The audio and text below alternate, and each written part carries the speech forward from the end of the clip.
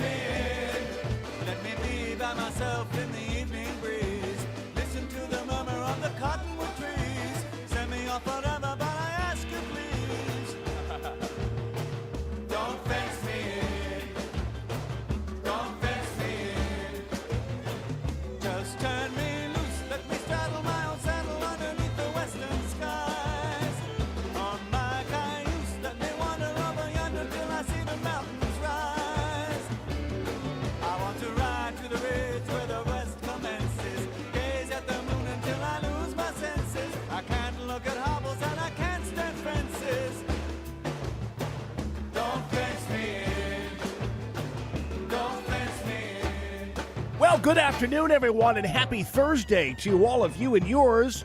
This is the Three Martini Lunch. It's the Allman Report on News Talk STL. Jamie Allman here, over there. Johnny at the keyboards. Everything is going to be cool today. We're going to be rolling. We've got some news coming out of Spain. You know, Jimmy Carafano and I talked about Spain a while back because the guy who was the star player on the Spain soccer team was wearing a Make Spain Great Again hat when they were doing their parade and everything. And Jimmy said, yeah, Spain is really, these people are really super conservative. They have a left-wing government right now, but if they had a choice, they would turn the left-wing government out right off the bat, and that's probably going to be speeded up by the fact that a bunch of rapey Moroccans just invaded the border by the thousands. So, and that's actually all on camera. They just came right through some kind of gate over there. So we'll follow up on that. Also going to follow up on, we've been talking about, remember the whole great replacement theory? And there are all these people who were claiming that those of us who complained about illegal migration, illegal aliens, were just simply hemming and hawing over this conspiracy theory known as the Great Replacement Theory.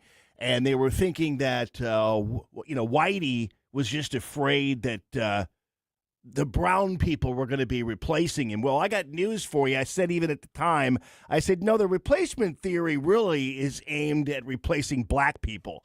That's really what this is all about. That's really what the white liberal establishment is all about, making sure that black people are suddenly having their eyes open to the fact that white liberals have screwed them for decades already. They need to have more pliable minds, and so they invite a bunch of Mexicans up here and Hondurans and register them to vote, because blacks are slowly but surely turning away from the Democrat Party, or at least turning away from people who are claiming that diversity is our strength.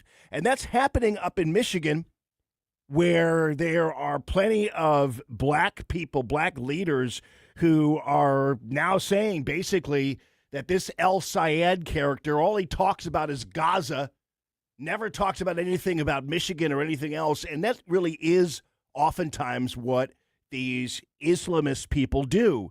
You notice it with Mamdani as well. He doesn't give a crap about black people in New York City. He would replace them in a second with all of these people who want to prey on mats and do whatever else it is in New York City, because they figure, when it comes to these kinds of activists, they always figure that the weakest part of the population will be the easiest one to take out. And blacks have indeed been targeted by the Ilhan Omars of the world and everything else. And in Michigan, black people are starting to get it. They really are starting to get it. And I'll have great examples for you up there as they are starting to gravitate towards the other candidate in this Senate race, and not El Sayed, because they're picking up on the fact that whether you're Somali or whether you are an Islamist somewhere else in this country, black people are at the lowest point in terms of how they respect people in this country, and blacks are starting to pick up on that, and we will talk about that just a little later on, because there's some really solid evidence for it. And unfortunately, one black person who was on the school board was talking about how she was sick of El Sayed coming out and dancing to Arabic music all the time, and now she's being called Islamophobic. So they're starting to pick up on what we have all been dealing with for a long time. Also, we have President Trump who's going to be speaking at about 12:30, depending, I don't know what it is. I know that we have another refusal to decrease the interest rates, and he was talking about that this morning.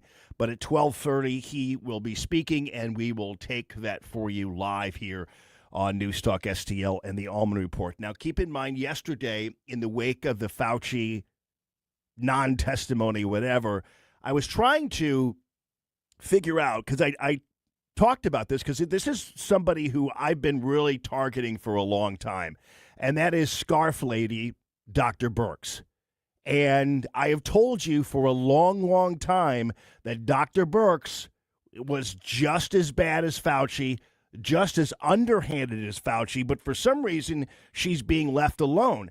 And in fact, Newsmax even has her on as a contributor. But funny, Newsmax hasn't had her on since the Fauci testimony. I wonder why. It's so interesting. We always claim that all the liberal legacy media people are somehow corrupt or what have you.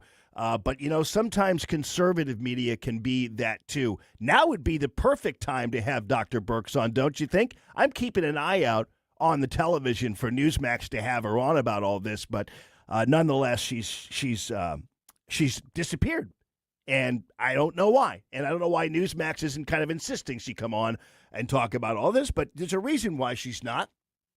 and it's because she's just as guilty as Dr. Fauci is. Not really in the way Dr. Fauci purposely created this virus and purposely allowed for its spread and even aided and abetted its spread, and I think he did that. But in terms of undermining President Trump's policy. Now, I did tell you, especially when it comes to closures, now I did tell you that I saw, and I can prove it because it has been on paper. There was an investigation done, and it was done by the Legal Insurrection Foundation. It's a great foundation. They did a documentary about Dr. Birx. Now, this was a documentary I watched several months ago, and I told you that it's out there someplace. And so I didn't have it at my fingertips at the time, but now I do have it. And so I want you to listen to this documentary. It is 25 minutes long, but I'm not going to play the entire thing for you. But I am going to cue it up to a point where they talk specifically about what Dr. Birx was up to this whole time. And so I want you to be able to tune into this, and this is how it went. Perez dictatorial. They say her decisions are made without clear rationale other than, I told you to. They say she does not listen to feedback and simply issues threats, and that she sets targets that are not reasonable and draw conclusions that lead down the wrong path. Dr. Birx is a highly respected person I've gotten to know very well over the last 6 days. By the way, when he was saying that, behind him was Fauci, who was kind of looking down because Fauci was always pissed when it wasn't about him, right? So he's talking about Dr. Birx, and Fauci's he's looking down on the ground, whatever. And I also realized, by the way, before I get back to Dr. Birx, what man keeps a diary? At the very least, if you are a man keeping a diary, why don't you call it a journal? You know what I mean? At the very least, you could call it a journal. This is so weird that he even calls it, they read my diary. It's like, dude, who are you, 12? Her first task on the task force is formulating the official White House COVID guidelines, which tell state governors how to fight this virus. Every mayor and every governor should be instituting these guidelines. And so, history turns to Dr. Birx. What comes out of her brain? She simply reuses the playbook she'd run to fight AIDS. She was falling back on her experience and basically telling the room, no one else has had the experience I've had because I've been leading PEPFAR for AIDS in Africa.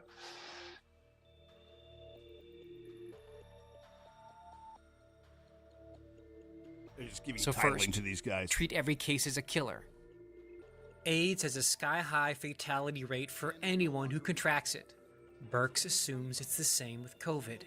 You can't predict who is going to get the severe illness. This is a serious threat, no matter what your age. Second, she focuses on kids. A major priority in Africa was preventing transmission to children. Birx takes the same approach with COVID. Young people are getting infected and hospitalized. And protecting kids requires shutting down the main hub of new infections: schools. When the schools close, they prevent the transmission of all those respiratory diseases. She had her. And by the way, that was not President Trump's policy and approach and guidelines to the governors as he took the more federalist approach to this.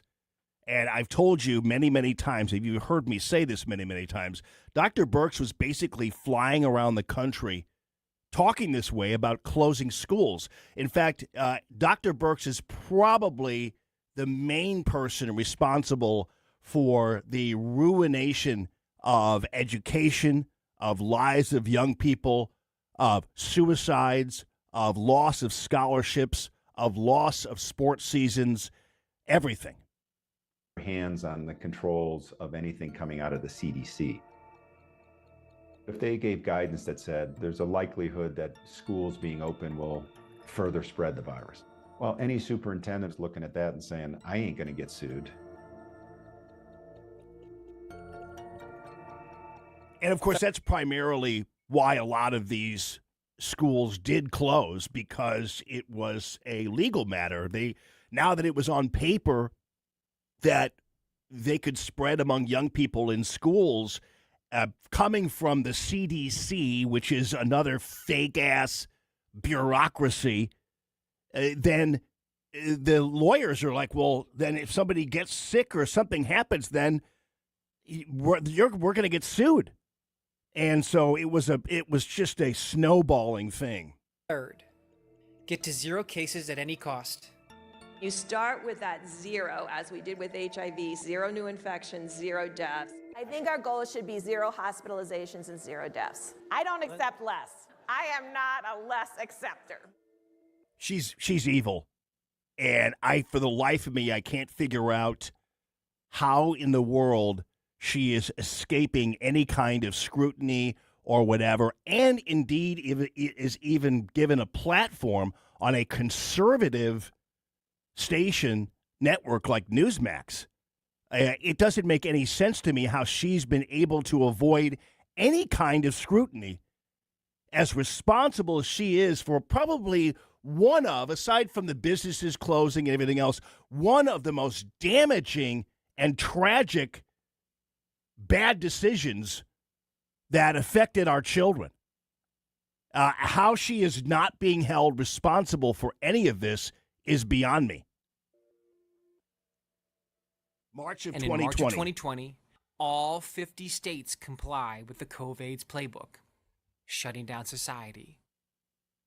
We've issued the guidelines. Frankly, every state in America has embraced those guidelines at a minimum. By the way, there's another side to this whole story as we're getting more information out. Pence was, along with Hope Hicks and Elisa Farah Griffin, who was at the White House at the time and who was now on The View, they were all plotting against President Trump along with Dr. Fauci.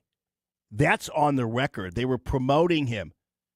Hope Hicks and Elisa Farah Griffin, at the time just Elisa Farah, they were trying to get Fauci on every single television station they could possibly find. They were basically his marketing team, his PR, his public relations team. And Fauci also had a somewhat secret but pretty obvious relationship in the back end with Mike Pence, who was just talking there. And concerns about COVIDs begin to bubble up from within the White House.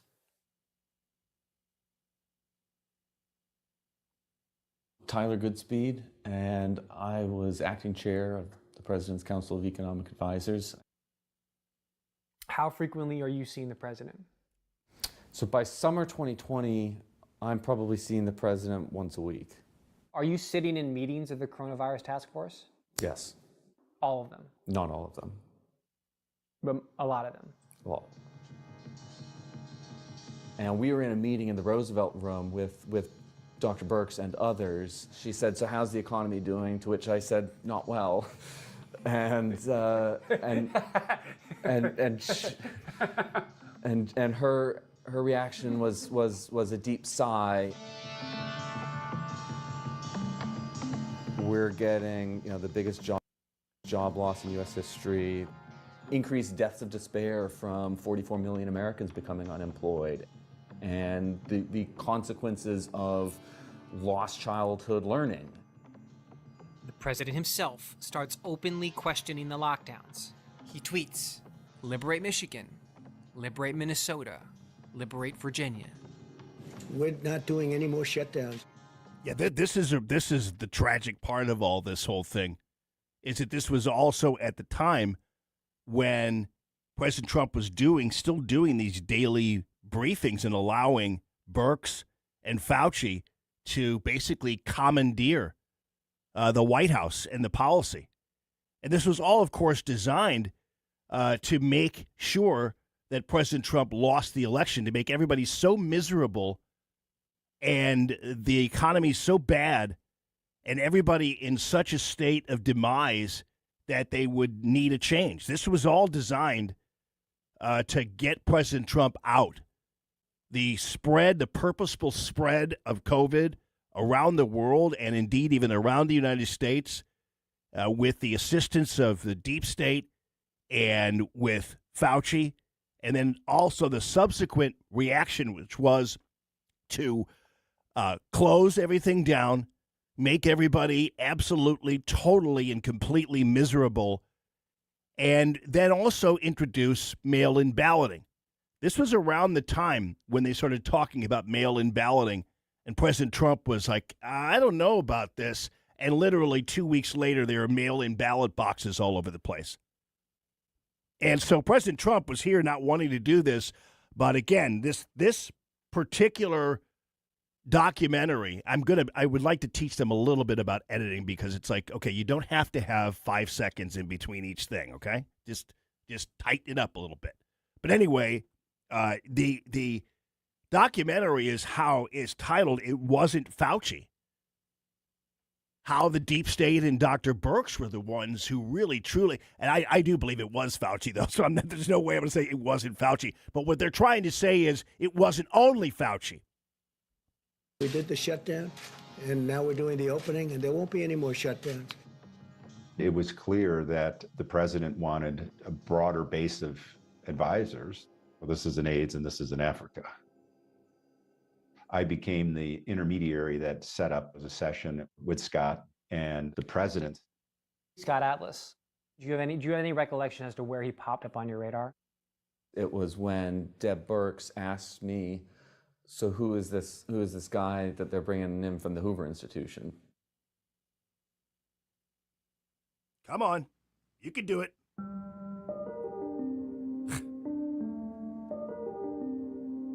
Scott Atlas was one of the first people in the country to point out the obvious. Every case was not a killer. It was obvious after 5 minutes that the numbers about the fatality rate were wrong. The infection fatality rate, according to the World Health Organization, of 3.4% means that more than 3 out of 100 people who get infected are going to die. That was not true. Certainly, people who were old, the infection fatality was very high.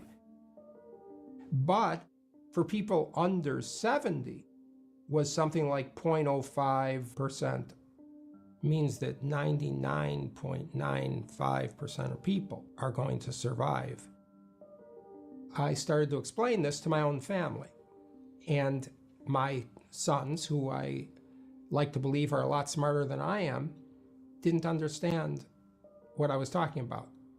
And I thought, okay, if they don't understand what's going on, that's frightening to me, because it's obvious that the infection fatality rate is much lower than what the WHO said. And so I started working on exposing the data about the pandemic. Doctor, welcome back to the program. Good to have you. Is Dr. Scott Atlas from the Hoover Institution. This is June of 2020. A lot about this tonight. Dr. Atlas, thanks so much. COVID is very serious for a certain group of people. I was advocating increasing protection for the people who are at high risk. All the cases in nursing homes are coming in through the workers. You should be testing nursing workers every single day. That's increasing protection. The so-called experts on the task force, they didn't understand this at all. In July, I was called up by the personnel people in the White House. We have a man with us who's a great expert. Maybe Scott Atlas, Dr. Scott Atlas, could say just a couple of words. It's a great honor to be asked to help out in any way I can. There was an oval table with about 8 of us. Fauci did not have an official role in charge of anything on the task force. Birx was the one that wrote personally all of the official White House policy to every governor.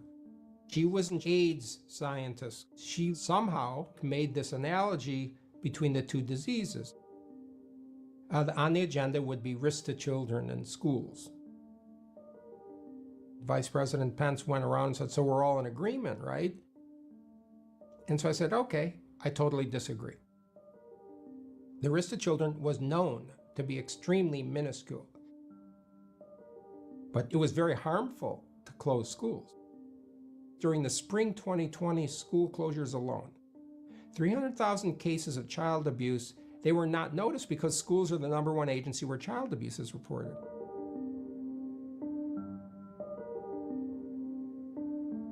There was an explosion on suicidal ideation. 1 out of 4 college-age kids were thinking of killing themselves. This is Dr. Birx's fault and Mike Pence's fault and the fault of anybody who went along with this. And I don't think there's really any real understanding. I'm not one of those people who will say, well, I don't blame you because, what they were saying and you trusted them. I blame you for trusting them. So, and not President Trump and not Scott Atlas. And instead, a bunch of bureaucrats and Dr. Birx, who was simply aping her approach to AIDS and destroying children's lives. Not to mention the fact that she gave all the teachers, I don't know whether you noticed this, you saw so many people on Facebook, right, in the Virgin Islands. The principals and the superintendents and the teachers went on vacation. There was silence, except for one statement by Birx. You're an outlier. I'm an outlier. There was no data to refute what I said. Yeah, so she didn't call in any data in any way, shape, or form. She just said it because it was based on the model she did with PEPFAR and all that other nonsense with AIDS. And so Dr. Birx was the one who, as you pointed out, you just heard, Atlas said Dr. Birx was the one who wrote all of Washington's policy that was divvied out to the governors and everybody else as it relates to what they're doing, how they were doing it, closing of schools, closing of businesses, restaurants, and everything else. It was so ridiculous. But it was Dr. Birx who wrote the policy and Pence who shoved it down everybody's throats. And for the life of me, and I don't mean to pick on Newsmax necessarily, for the life of me, Dr. Birx is a contributor on Newsmax. Every time I look up from my microphone half the time during the day, I see Dr. Birx's face on there. But you know what? Not since Dr. Fauci's testimony. Not since any of this. So, again, she needs to be the one, and why she's not brought before Congress is beyond me. I have no idea why she has not been subpoenaed to testify, forced to testify, or anything of the sort. I tried to get the people actually doing the research on the pandemic to come in just to answer his questions. So I organized Martin Kuldorff of Harvard, Jay Bhattacharya of Stanford, Joe Ladapo, who was at UCLA, Cody Meisner of Tufts University, and to join me and sit in the Oval Office and just simply answer the questions of the president. And I remember the phone call from Scott, all excited when he finally got agreement that we could come. These were the people who Dr. Fauci and Dr. Birx and Pence pushed out of the circle. These were the people who were undermined almost constantly. A group of scientists rejects the push for 0 cases at any cost. The argument I was making is that the collateral harms from the lockdowns were going to be so bad to the health of the population that they would far offset whatever lives would be saved by the lockdowns themselves. And it was organized to allow Dr. Birx to attend with her schedule. Specifically, the day before the meeting, she sent an email to Jared Kushner and others saying she's not going to the meeting. It's bad for her.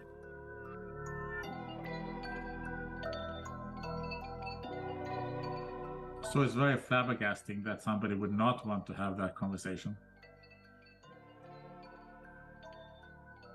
Yeah. So that's another really terrible thing.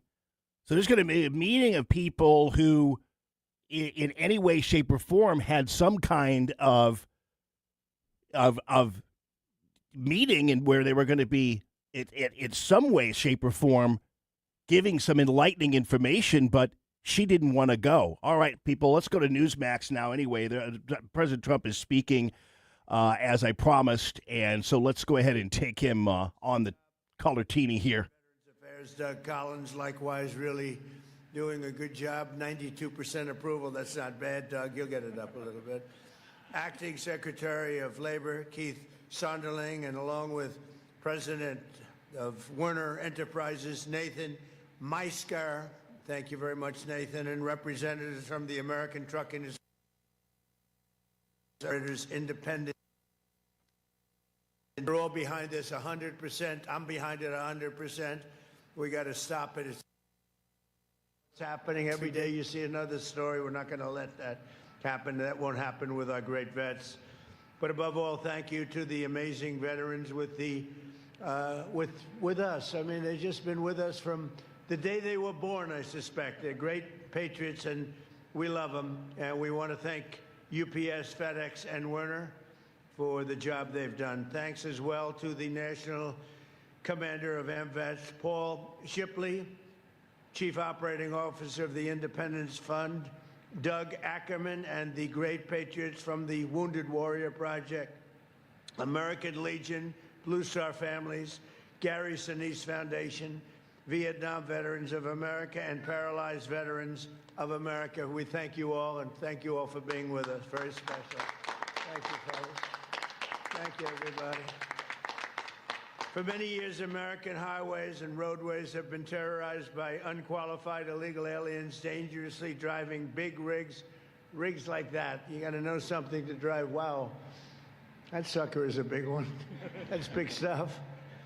But they're you have to have a knowledge, you have to have a talent for it, and these people don't have that. They are driving big rigs, semi-trucks, and tractor trailers, all because radical left maniacs at the state level have issued them commercial driver's licenses, even though they're not entitled to have them. They don't speak the language for the most part.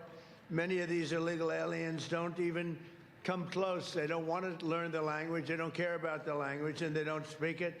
They don't speak English. They cannot read basic road signs. In many cases, they've engaged in reckless driving that has caused many, many preventable deaths, too many to even talk about.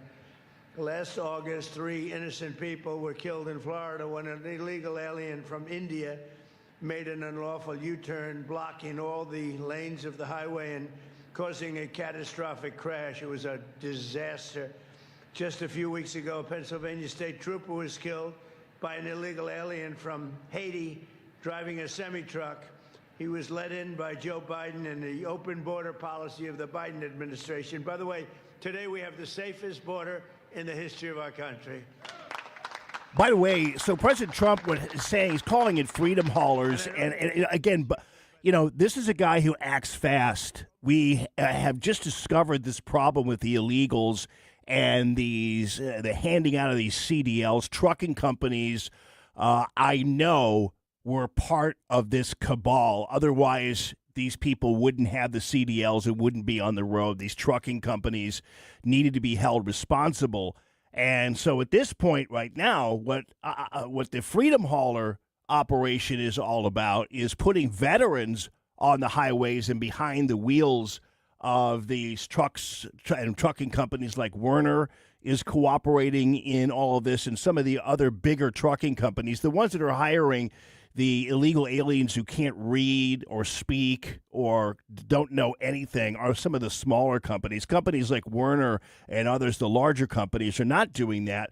But once they weed out the people who have snuck through, then they will be replaced with veterans, and thus the Freedom Haulers name. Let's go back to President Trump and see what else he has to say. Truck drivers with highly qualified American veterans.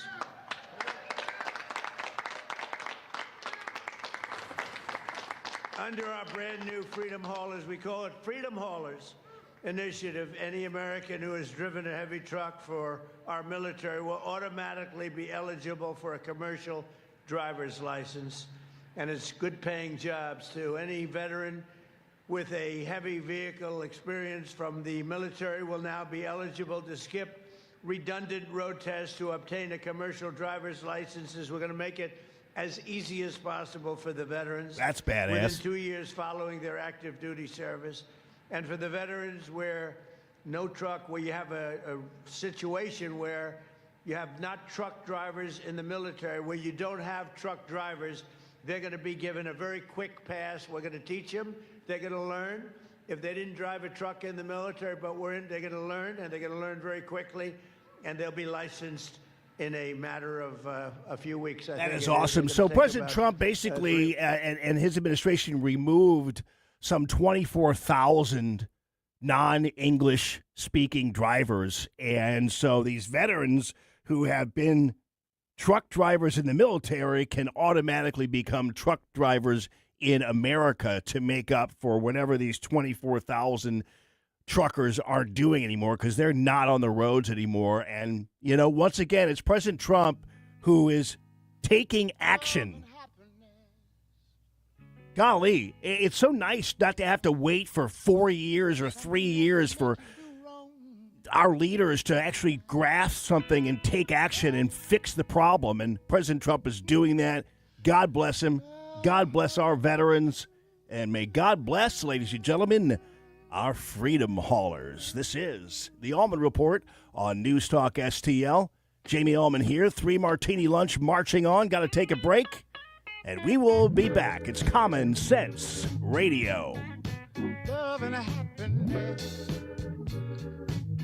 But wait a minute, something. If you have a phone, you have a radio. Download the all-new News Talk STL app. Love the all-new News Talk STL app. On my way to work in the morning. Usually I'm in the car. I listen on the app in my car every morning going to work. Download the News Talk STL app and Yes. listen anytime, anywhere. Everybody, how you doing? Sorry, sir. Mr. Modglin, forgive me for that. You don't step on Jim Modglin. You don't ever, because I'll hear about this. Now, I'm just waiting for my email to blow up, and Jeff and Joe and Jim, and they're going to send me to The Hague now for all of that. But never step on big balls, Jim Modglin. Never. All right, ladies and gentlemen, the Window World window is incredible. This is a window that not only is incredible, but it's also a window that Window World thinks is incredible. You know why? Because they have a lifetime warranty on the window, which is fantastic. That's confidence in your window when it's a lifetime warranty on all breakage, everything else. That's what it's all about, people. And so the Window World, I'm proud to be associated with Window World. They're right there in Earth City. John Gillette and his team love this city, love this area. They are the official window of the St. Louis Blues, and they are having a fundraiser and continue to help the Autism Research Foundations that they have connected to. And on top of that, they're providing really awesome windows to you and me and the rest of the world, it seems, because as a real estate agent, I've been in a lot of rehabbed homes, and these homes have a lot of Window World windows, and I could spot them a mile away. They're double pane windows. They're beautiful, and I'm always proud to be associated with Window World when I see these rehabbers who love the window so much as just the regular homeowner does. They have the Good Housekeeping seal of approval. Qualified Remodeler magazine says, hey, this window is the most popular, and indeed it is. They have financing for you on whole house projects, or whatever else you are doing. Thermally superior to all the rest, and a Window World company that is providing you with free, common sense, conservative radio. 1-800-GET-WINDOWS, 1-800-GET-WINDOWS. Can you believe politicians nearly doubled state spending since 2019? Yeah, that's twice the rate of inflation. What do we get for all that extra spending? Nothing. Yeah, and get this, over 200 loopholes are buried in our tax code, written by lobbyists for wealthy corporations. Our tax code is rigged against us. We get taxed on our paycheck, our home, everything we buy. I guess somebody's got to pay for all that spending. That's why we need Amendment 5. It puts politicians on a leash. Forces them to cut taxes and control spending, whether they like it or not. Amendment 5 closes the loopholes, eliminates income taxes, cuts property taxes, and gives $3,000 a year to average working families. We decide. not the politicians. Amendment 5 is the biggest tax cut in Missouri history. I'm voting yes on Amendment 5. Paid for by Missouri Promise PAC. Mark Ellinger, Treasurer. When I have business clients or guests from out of town, I often take them to Cafe Napoli. I know they're going to enjoy any of the Napoli locations. Cafe Napoli in Clayton, Napoli 2 in Town and Country, Napoli 3 in St. Charles, next to Napoli C, Napoli Kirkwood, or Napoli Brothers Pizza and Pasta in the Chesterfield Valley. Excellent food and intellectual conversation, if they bring the intellectual conversation. And NapoliSTL.com, NapoliSTL.com. This is Larry Connor's commentary on News Talk STL. The head of the Democrat National Committee is beginning to feel like a cat in a room full of rocking chairs. Now, we've talked about the fiscal crisis at the DNC, having to put up the headquarters as collateral for a $2 million loan, the deficit due to poor decisions, and longtime Democrats holding back checks because Democrat socialists are inside the tent. They might be small in number, but they're holding the whip. The DNC chair, Ken Martin, is in the center, surrounded by socialist lions, tigers, and bears. Oh, my. And the whip is cracking. Even the liberal New York Times admits Ken is losing it, quoting 3 sources that said he threw a phone at a fellow worker. Then he had to meet with human resources. 3 months before the midterms, when the Democrat National Committee chair should be on major networks pushing Democrats, he's lashing out at his staff. Reportedly, he warned his staff, the weaker I am, the weaker you are. And it pisses me off when I see leaks from this building. Yeah, that sounds like a guy that is not paranoid, right? He's a cat in a room full of rocking chairs. Oh, what a shame. Get more Larry Connors on Larry Connors USA. Tonight at 6 on News Talk STL. News, analysis, opinion. I'd love to come on your program and debate you personally. I'm a free, intelligent, average Joe. American people are all worked up. Honestly, I'm outraged with what's happened. There are a lot of fascinating questions here. 101.9 and 94.1 News Talk STL. The Allman Report, sponsored by Gemini Wealth Group.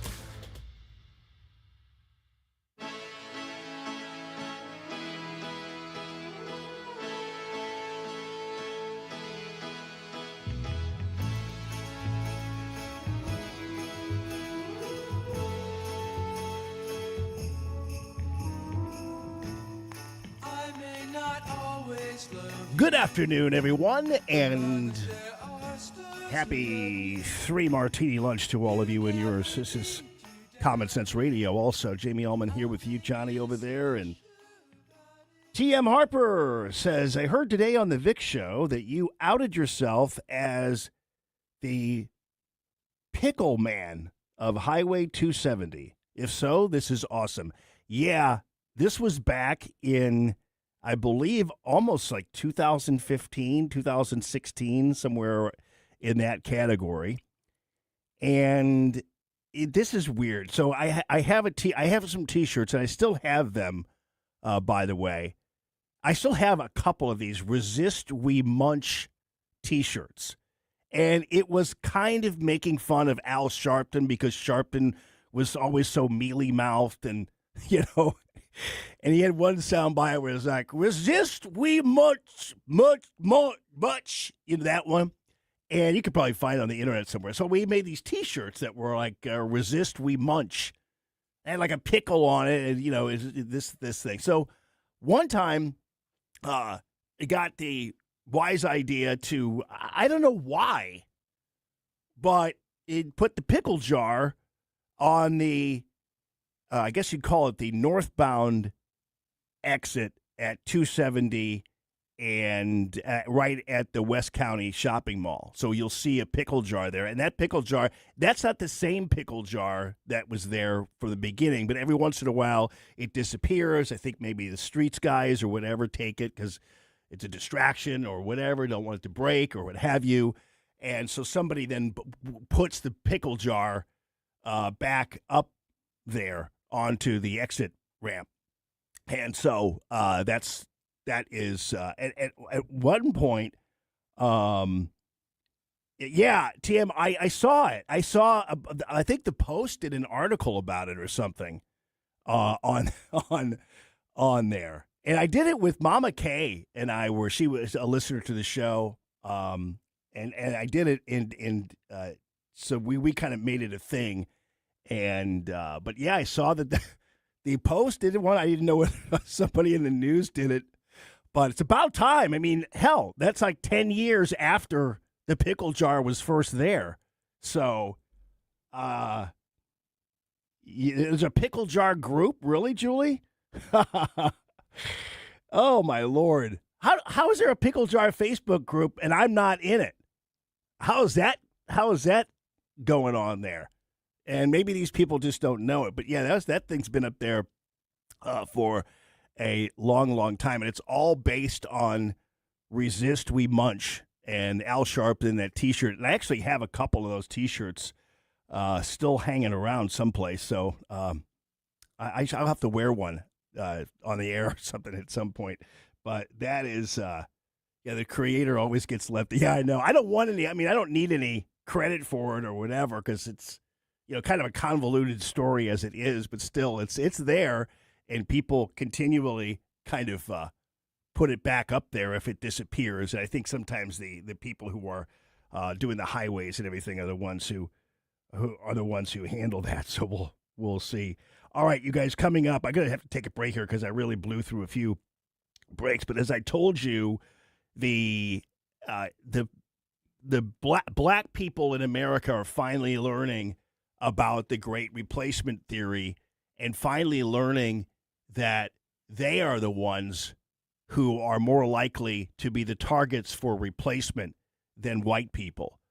And white liberals have engineered that because black people are finally wising up to what white liberals have done to them, as you could see from the 2024 election where they voted for President Trump, for instance, in Chicago and beyond. And so the white liberals always have a plan because they're evil. So they crafted the open borders just to get a bunch of people in here that they could that would be pliable, and they could ply with money and government funds and all that kind of stuff. So that's why you got the Somalis. That's why you have the entire border opening, everything else, because black people were starting to get it about Democrats, and they needed more voters, which is why they also registered them all to vote and everything else. Well, that's changing now, and I have an example of that coming to you from Michigan, as this Islamist who's running for Senate up there is slowly but surely being rejected by black people in Michigan for a variety of reasons, but one of them is pretty funny. Never lose confidence in black people. Conservatives have never done that. Never underestimate black people. Conservatives don't do that. Liberals do. But ultimately they pay. All right, it's Common Sense Radio. It's the Allman Report on News Talk STL. Watch us on our live stream using Rumble, Facebook, and Twitter. If you have a phone, you have a radio. Download the all-new News Talk STL app. Love the all-new News Talk STL app. And listen anytime, anywhere. When you count on Connor, you're getting the timeless American values that have guided our company from day one. Hard work, impeccable service, and honesty. At Connor Roofing, you aren't just getting a roof, you're getting safeguarded by a neighbor who cares. When you count on Connor, you're receiving protection for your home, your family, and your peace of mind. Visit ConnorRoofing.com. Tony Colombo here for Gutter Pros and Exteriors, your all-in-one service team that brings years of experience and quality that's affordable right to your doorstep. Christine and I discovered Gutter Pros and Exteriors when we bought our home and inherited a gutter problem. And they've also repaired siding damage on our home because along with gutter repair, gutter installation, and leaf protection, the Gutter Pros team are also the best for repairing other exterior damage, including fascia, soffit, and all siding repair and installation. Learn about all the ways Gutter Pros and Exteriors can help your home or business right now at gutterpros.com. When Donald Trump needs conservative votes to help pass his agenda for Missouri, Representative Trisha Burns never answers the call. Trisha Burns has missed 370 votes. Burns is bucking President Trump's priorities. Burns did not vote to stop DEI initiatives, prevent China from owning Missouri land, defund Planned Parenthood, and Burns did not vote to ban boys from girls' sports. Trisha Burns not showing up for Missouri and President Trump. Instead, Trisha Burns spends her time pulling pranks on the suicide prevention hotline. Yes, you heard that right. Trisha Burns lied to the police and staged a fake suicide emergency. She sent a series of messages to the hotline and said she, quote, had a gun to her head, end quote. When she got caught, she said there'd be no consequences because she's a politician. By August 4th, vote to show Trisha Burns that there are consequences to being bad at your job. Let's Go Brandon PAC paid for and is responsible for the content of this advertising. Not authorized by any candidate or candidates committee. Chris Foss, Treasurer. Hey, it's Vic Porcelli. We're sitting here with our great friend, Chris Cooper. Hi, Chris. What's going on, Vic? How are you? I hear you wrote another book. This one's an e-book. Is that right? The Business Owner's Playbook for Financial Clarity. So it is a great book for entrepreneurs. It's a very short guide. Give people, business owners, the ability to understand key questions that are important, such as succession planning, legacy planning, getting the IRS out of our pockets, right? Because do you like paying taxes? I do not. I don't think anybody likes paying taxes, right? That just makes sense. And then always talking about protection. And then the other thing from a business owner perspective, what is the biggest asset a business owner has? Probably their business itself, right? We need to make sure we understand what the value of that business is as well. So this new book, I'm sure, is incredibly expensive, right? How much? No, it's a free resource. Oh, it's free. We provide guidance, we provide education because we want to make sure people feel educated and understanding because sometimes you don't know what questions to ask, and we need to make sure we help arm people with information to ask the right question. Reach out to Chris and Stacy today at SerenityWealthNow.com. Investment advice offered through Fortis Capital Advisors, LLC. News Talk STL is celebrating our 5th birthday. And we're giving away a limited edition News Talk STL America 250 t-shirts. It's exclusive, it's collectible, and it could be yours. Just head to newstalkstl.com to register. Happy birthday! Happy birthday, News Talk. Been listening since day one. Happy birthday to my talk station. 5 years, happy birthday. News Talk STL. News Talk STL. Happy birthday to us, and good luck to you. Columbo and Company.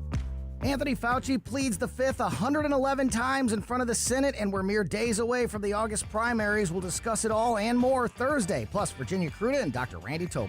Live and local, weekdays at 2 on News Talk STL. The Allman Report, sponsored by Clayton Sleep Institute.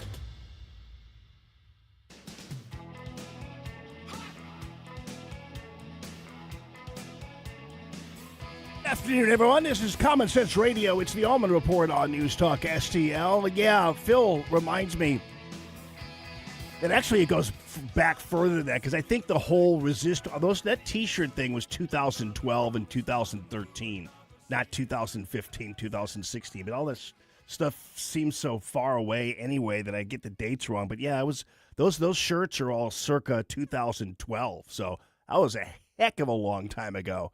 Because a news article actually pointed it out and reminded me that it was 2012.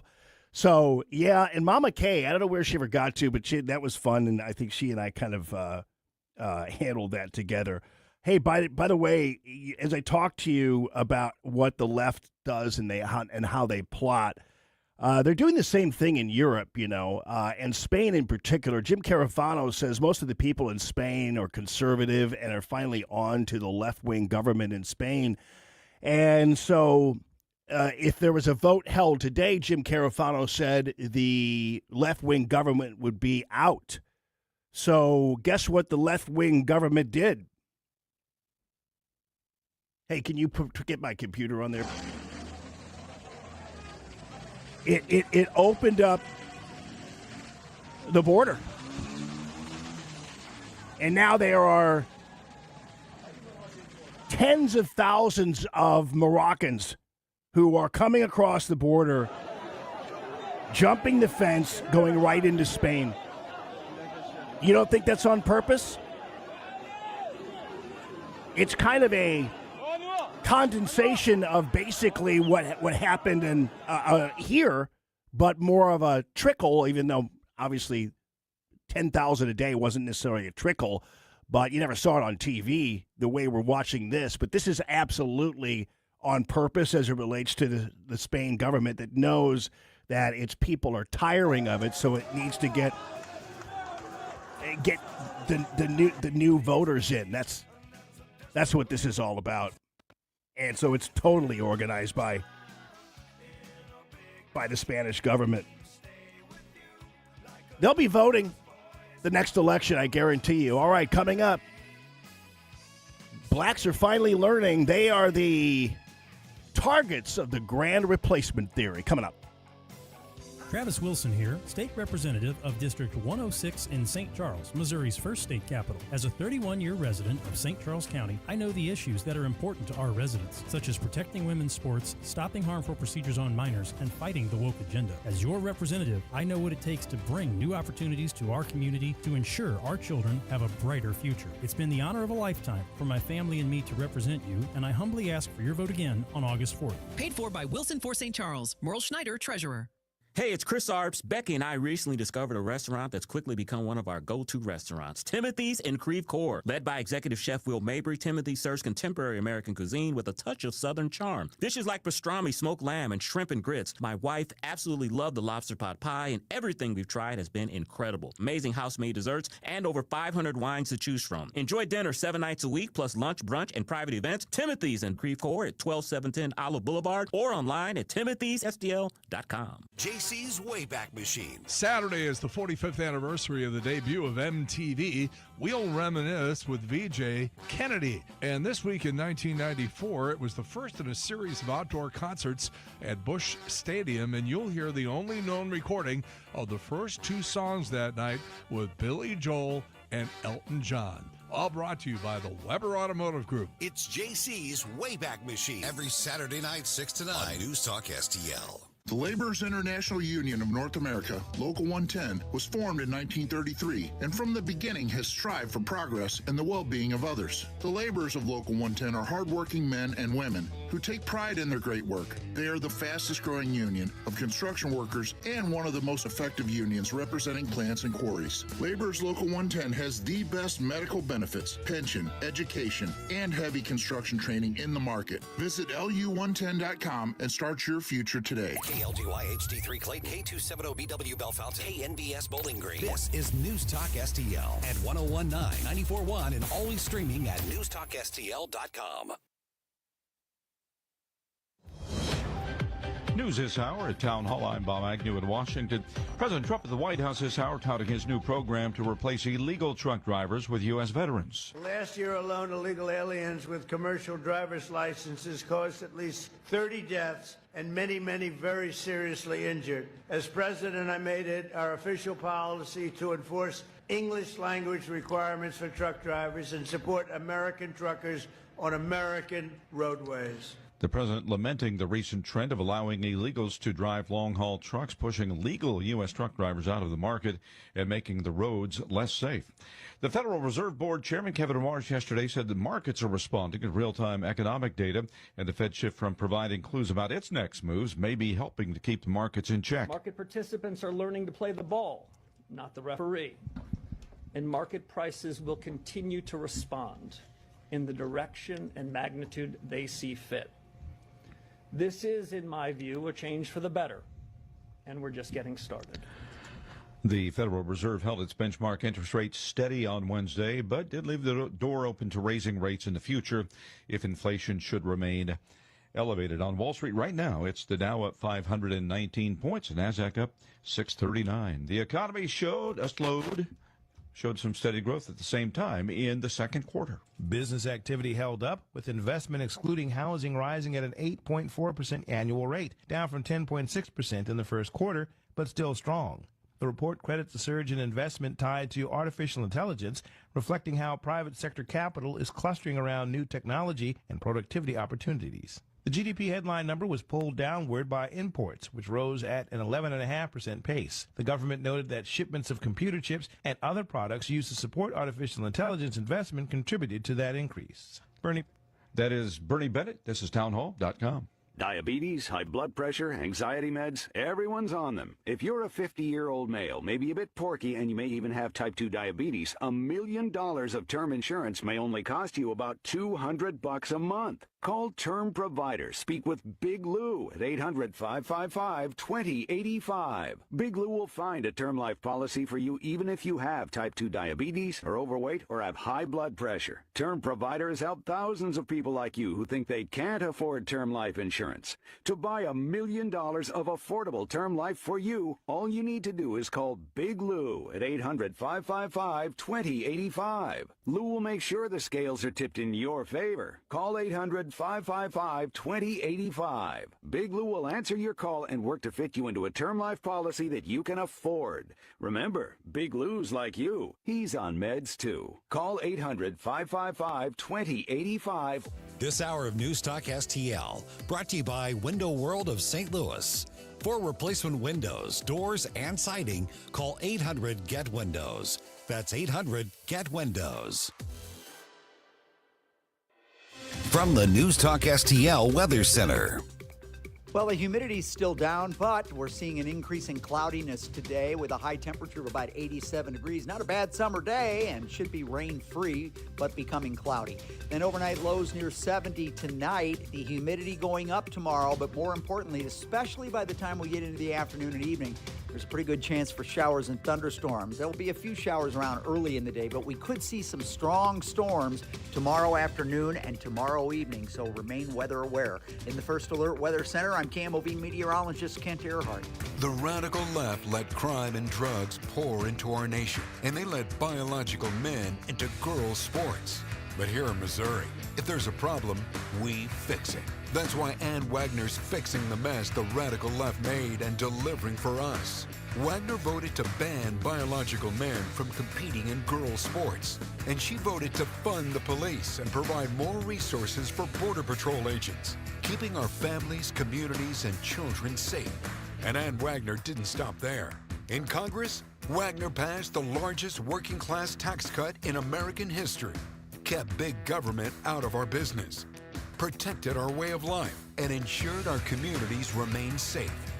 That's why Ann Wagner's endorsed by the Missouri Farm Bureau and Missouri Fraternal Order of Police.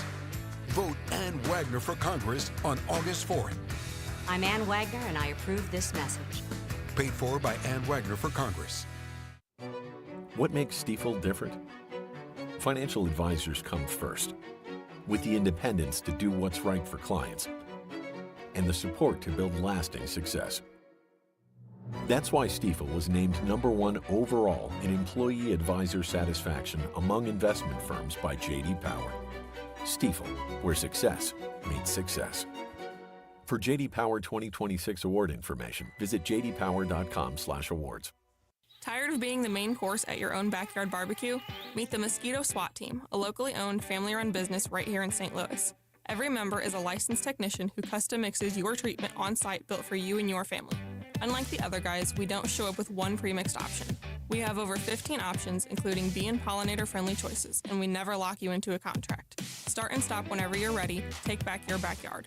Call or text 314-861-0096 or visit themosquitoswatteam.com.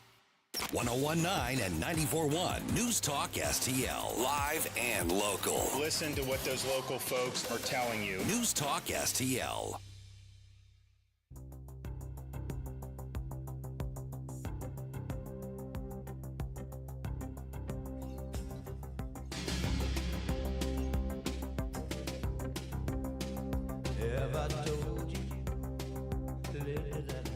Good afternoon, everyone.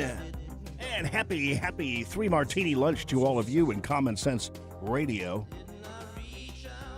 Jamie Allman here with you, Johnny over there on the keyboards, and I'm going to get to this thing about the blacks finally realizing they're the targets of the great replacement theory. At least in Michigan, they know it, and in Chicago, they know it to a certain degree, too.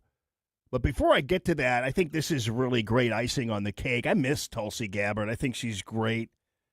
I wish she was still in the Trump administration. And she was actually one of the first people to drop the dime on Dr. Fauci. But as I explained at the very beginning of the show, there is proof, and it's absolutely solid, that Dr. Birx probably is just as guilty as Dr. Fauci. And for some reason, nobody's talking about it, which is something I really honestly don't understand. It's provably true that she's the one who engineered the policy that was sent out to all the governors and all the people that included school closings, everything else. I talked about all that at the top of the show, but she was the one who did that. And Fauci's the one who kind of elevated, obviously, I do believe he's responsible even for the spread of COVID. But he's the one who kind of sounded the alarm and laid set the table for ultimately what was going to be the administration of policy. So he was kind of the guy who gave all the information out that scared everybody, and Birx was the one then who took that fear and exploited it and ruined the country. So, and stole the election and everything else. But they worked hand in hand together. And how she's avoiding scrutiny, even to the point, as I mentioned, being a contributor on Newsmax, but disappearing for the past week. It's very interesting. Anyway, Tulsi Gabbard is a badass, and she had this to say about Fauci's performance yesterday. Dr. Fauci, as head of the National Institute of Allergy and Infectious Diseases, provided millions in U.S. taxpayer dollars to fund dangerous gain-of-function research on bat coronaviruses at the Wuhan Institute of Virology, work which is now widely viewed as the source of the unintentional lab leak that sparked the pandemic.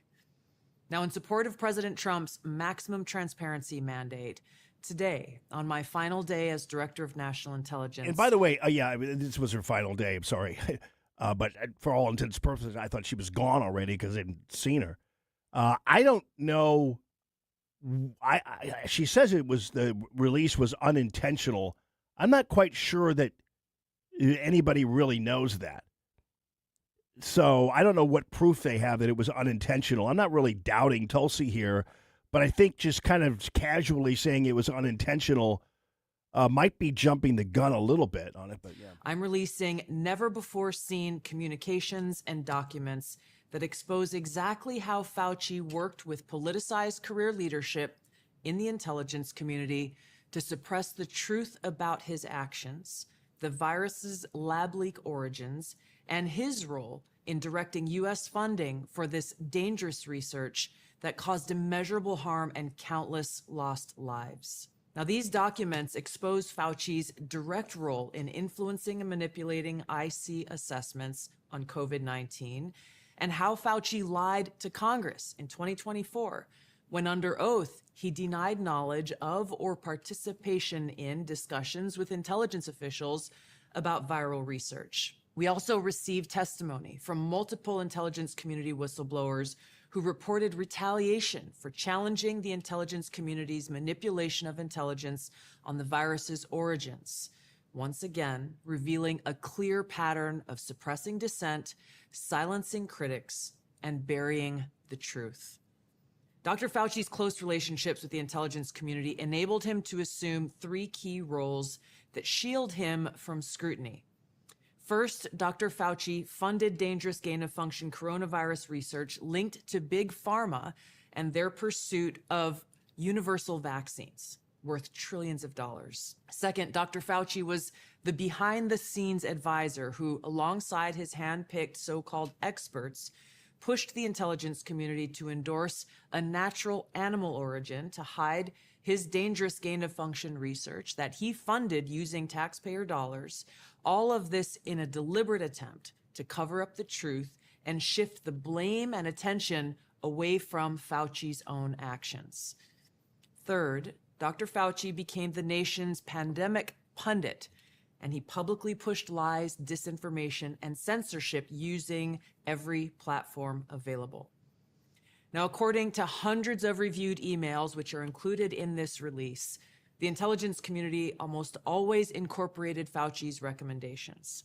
He promoted a fraudulent paper whose publication he helped prompt as legitimate information for intelligence community consideration. Senior analysts praised Dr. Fauci not as a policymaker, but as what they called an unbiased guide to the real coronavirus experts.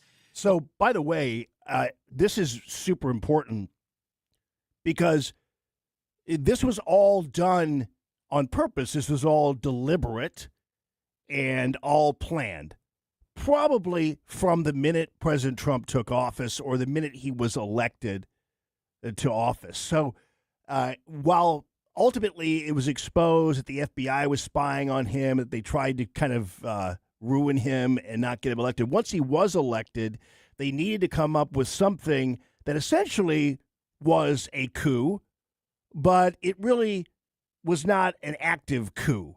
It was a coup that would kind of boil up from the bottom. It was a coup that would develop out of one single type of thing, like the gain of function research and the creation of a spreadable virus, and then ballooned into all kinds of other things that I believe were purposeful. So one of the first things that Tulsi Gabbard said, which I thought was very, very interesting, was when you look at Fauci's motivations, of course, he was very tight with the left, very tight with the intelligence community that didn't want, and they were the deep state. They didn't want President Trump there. And so they figured out how they could do this. They figured out how they could actually release this thing, get it out there, and spread it and scare the hell out of people and ruin the country. You notice that we were probably the hardest hit when it comes to COVID, don't you? Did you notice that none of the Middle Eastern countries had any problem with COVID? Did you notice Japan didn't have any problem with COVID? China didn't have anything, although they did shut down a few things. Some parts of Europe did. Italy did, mainly because of the Chinese population in the garment district in northern Italy. Canada really didn't have much. They did have a lockdown. Mexico had nothing. So you notice that it was the United States that was the hardest hit. So then you move on, though, to this universal vaccine push that she said would be like trillions of dollars, and it was a real push. So in order to be able to come up with a universal vaccine, you have to come up with a, universal need for it. But at the same time, also then, as an outgrowth of this, they were able to, whoever planned this was an evil genius, obviously. Then you also were able to do mail-in voting, which absolutely allows you to cheat. It's the easiest way. And if you convince people that it's too dangerous to go to a polling place, then you're going to get mail-in voting right off the bat. So this is really super diabolical, and it was all targeted not only to enrich the vaccine companies and Fauci and everybody else, but to also get rid of President Trump. While deliberately ignoring experts who might dissent from Fauci's narratives. Now, Fauci didn't stop there. He blatantly lied to Congress under oath during his 2024 testimony to the House Select Subcommittee on the Coronavirus Pandemic, denying that he ever spoke to any intelligence agency about COVID. Now, the correspondence I'm releasing today directly contradicts his sworn testimony.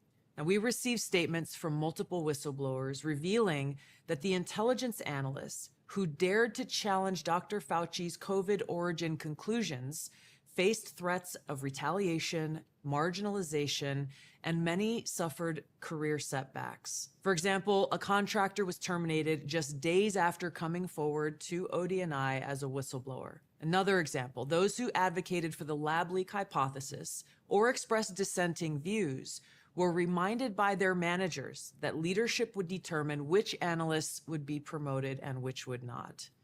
The message was clear: go along or be punished. Senior leaders also sought to undermine whistleblowers by removing anonymity, which is required in the whistleblower process, as they made their complaints, and also insisting that their managers or attorneys be present during ODNI meetings where these whistleblowers were coming forward with their testimony, obviously creating an atmosphere of intimidation. The COVID pandemic caused tremendous hardship and pain for millions of our fellow Americans and countless people around the world. Now, after years of lies and censorship and cover-ups, the American people deserve transparency, truth, and accountability. The tactics that were used to hide the truth are straight from the deep state playbook. Politicized self-serving leaders like Dr. Fauci covered up their own wrongdoing and abuses of power, manipulated intelligence, lied to Congress, and undermined a duly elected president by restricting his access to the vital facts he needed to keep the country safe. It's time you know the truth. Yeah. It's treason is what it is. Dr. Fauci should be charged with perjury. There's no question about that. There are documents that Tulsi Gabbard is releasing today, the emails that prove that what he told Congress was a lie. That's all evidence right there. He needs to be charged with perjury, indicted for perjury. On top of that, he needs to be charged, come up with anything. Treason, lying to Congress, contempt of Congress, and everything else. And all you have to do, just because you're pardoned, doesn't mean you can't be charged. Just because you're pardoned does not mean you cannot be charged. At this point, it's time to go ahead and test the pardon. It's time to go ahead and see and test the pardon. Because ultimately, and Janice points out murder. Yeah, absolutely. Absolutely. Because once you're indicted, you can still be indicted even if you're pardoned. There's nothing stopping the Department of Justice from charging Fauci with a crime. Nothing's stopping them. And by the way, I don't know where this contempt of Congress vote went. You know, they're like, well, we're going to have that vote. Why don't you have it? Where is it? I mean, and this is what is so frustrating to people all the time, is because we have a bunch of people talking about stuff and nothing happening. And Dr. Birx has to be either charged and then turned into a material witness or something of that nature. It's interesting how Fauci's emails are all over the place, but we don't have any emails except for the one where she sent an email saying she wasn't going to be at the meeting where Scott Atlas was and all the other experts were. But where are her emails? And what was her responsibility in all this? And why isn't she coming before the same Senate panel that Fauci appeared in front of? I don't really understand this, and there's not been any kind of logical explanation as to why she suddenly doesn't exist. It just doesn't make any sense to me when she was responsible for this policy. And you know, it's funny. We all had signs very early on that something was wrong. When I was talking to Mark Harder yesterday, of course, I explained that, no roller dogs and no ice in St. Louis County, roller dogs and ice in St. Charles County, no steam room open in West County, but drinking fountains are, and steam rooms open downtown and drinking fountains closed. We all kind of started to realize, some of us did, that this is baloney. Then you realize that all the masks and everything everybody's wearing don't even help, the cloth masks and all that stuff. And then I'll never forget this. It was Christmas time, and Ethan was in town, and we went out to dinner, and we went to a place in Clayton, and Herbie's actually, and it was closed. But outside on the patio, it was an enclosed, like, tent. You know, those tents with the windows in them and all that kind of stuff. And we were sitting there eating dinner, and I said to Ethan, I don't understand this, because we're closer to people in this tent, this enclosed tent, than we would be if we were sitting at a table in a restaurant. So you're sitting in this enclosed tent with heaters, by the way, going, and literally the tables are closer together than they would be in the restaurant. And you're in a tent that is enclosed. A restaurant at least has some degree of ventilation or whatever. And at that point, you realize, man, this is really stupid. This doesn't make any sense at all. And so we saw all the signs here. Unfortunately, we had so many people in certain places cooperating with what was going on, and including businesses and including the news media and everything else. And we also had a governor who totally abdicated his responsibility as governor of the state of Missouri, Governor Parson. Because, I don't know whether you know this or not, you probably do, but St. Louis County, St. Louis City, every city and every county in the state exists at the leisure of the state. We are not a federalist model in this state, nor I don't believe in any other state, but we're not a federalist model, meaning every state is kind of autonomous and you've just got the state government. No, that's how we were able to redo the North County court plan in the wake of the Ferguson thing, where you just kind of got rid of these municipal courts and did this, and that was the state doing that. So Governor Parson totally abdicated his responsibility to come in and grab Crummouth Sam Page by the ears and tell him, we're not going to let you do this. But Governor Parson took no leadership at all on the matter and let all the cities do what they wanted to, because he's like, I'm a conservative. It's like, well, that's not conservative. But but again, these conservatives out there who think they're conservative are like, yeah, as a conservative, we want more local control. That's conservative. It's like, not when they're ruining people's lives. Not when they're killing people. Not when they're ruining children's lives. Not when they're shutting down businesses. That's not local control. That's local fascism that you need to be able to take care of. And Parson didn't do it, so that happened in Missouri. So, all right. We're gonna go to Michigan now, though, and we'll notice that black people are suddenly catching on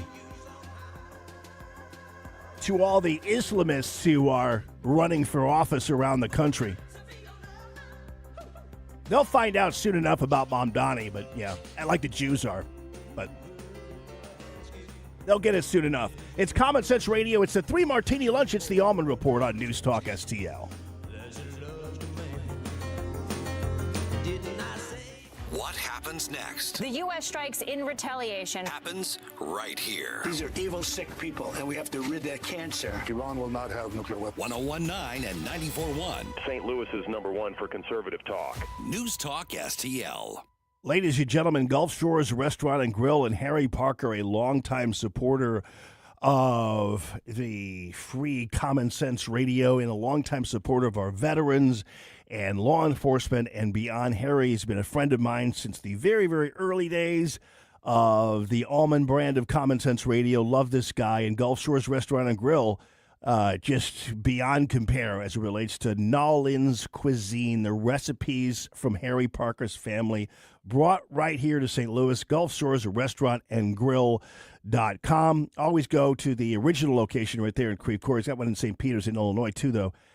Gulf Shores Restaurant and Grill.com. So they make all their own sauces. The spices are all kind of created on their own, the Cajun spices, things like that. All the fish they get is flown in on a regular basis, and they cut it up, and they do all their own fish cutting, all that kind of stuff, and then turn it into just fantastic meals. I do like always to talk about the fish tacos since it's around lunchtime, right? And if you're going to go in, order the fish tacos for lunch. They're great. Got the shrimp, the red snapper, catfish, anything you want. You can do it fried. You can do it just kind of grilled, or you can do it Cajun style, blackened style, which is really great. The portions are terrific, and the Appetizers are great. The Gator Bites are kind of all the rage, and happy hour drink specials all the time at Gulf Shores Restaurant and Grill. GulfShoresRestaurantandGrill.com. When decisions matter most, experience isn't optional. As a former SWAT commander, Tim Whitney has led Under Pressure. Today, as Undersheriff and Chief Financial Officer, he helps lead hundreds of employees, manages one of the county's largest budgets, and protects taxpayers with conservative accountability. I'm Tim Whitney, and I'd be honored to earn your vote. Together, we can support responsible growth, strengthen public safety, protect taxpayers, and preserve the character that makes Jefferson County home. Paid for by friends of Tim Whitney. Heather Missy, Treasurer. Looking for a fresh eating alternative for you and your family? Head on over to CJ's Restaurant and Bar in O'Fallon. CJ's literally offers something for everyone, from young to old. We're a casual American eatery with a wide-ranging menu of pastas, salads, and sandwiches, all served in a comfortable, warm environment with a family-friendly atmosphere. From vegetarian options to hearty classics. We offer dine-in, carry-out, catering, and even have a banquet room for your special events. Come see us or visit us on the web at cjsofallon.com. Republican Chris Sander is the true fiscal conservative running for state representative. Chris Sander says it's time to stop Travis Wilson giving away hundreds of millions of dollars in state tax credits to special interests. Billions of tax dollars given away to private developers of empty office buildings in St. Louis and sports stadiums in Kansas City. Chris Sander will work to bring our tax dollars home to St. Charles. We need a representative in our corner, not another lobbyist for St. Louis or Kansas City. Please vote for Chris Sander, Republican for state representative, the true fiscal conservative. Paid for by Sander for Missouri. Patricia Van Dyne, Treasurer. I'm Dr. TJ, owner of the Institute of Natural Health, co-owner of Optimal Nutraceuticals, and the host of Wellness One. Wellness One is designed to cut through the nonsense and provide you common-sense science-based information regarding health and wellness. On the show, we discuss topics like thyroid health, gut health, hormone optimization, and many others. Our show airs Saturdays at 10 a.m. and 2 p.m. and Sundays at 11 a.m. and 3 p.m. right here on Newstalk STL. And you can visit us at inhstl.com. That's inhstl.com. Can you believe politicians nearly doubled state spending since 2019? Yeah, that's twice the rate of inflation. What do we get for all that extra spending? Nothing. Yeah, and get this, over 200 loopholes are buried in our tax code, written by lobbyists for wealthy corporations. Our tax code is rigged against us. We get taxed on our paycheck, our home, everything we buy. I guess somebody's got to pay for all that spending. That's why we need Amendment 5. It puts politicians on a leash. Forces them to cut taxes and control spending, whether they like it or not. Amendment 5 closes the loopholes, eliminates income taxes, cuts property taxes, and gives $3,000 a year to average working families. We decide, not the politicians. Amendment 5 is the biggest tax cut in Missouri history. I'm voting yes on Amendment 5. Paid for by Missouri Promise PAC. Mark Ellinger, Treasurer. Here's my problem. Completely agree with your sentiments. He talks about we're divided. Well, yeah, we are. And we need to wake up as a country and realize what's going on. 101.9 and 94.1. Number one for conservative talk. News Talk STL.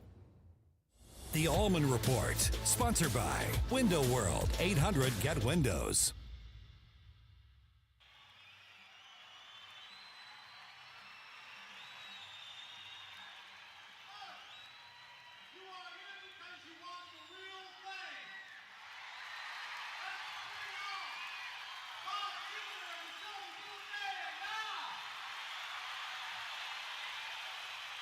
Let's go up to Detroit. Motor City Madman, right? Hey, Detroit! Yeah. Michigan.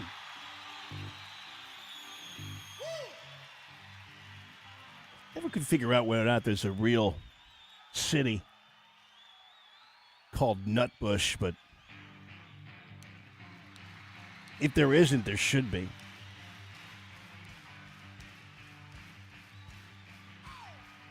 So up in Michigan,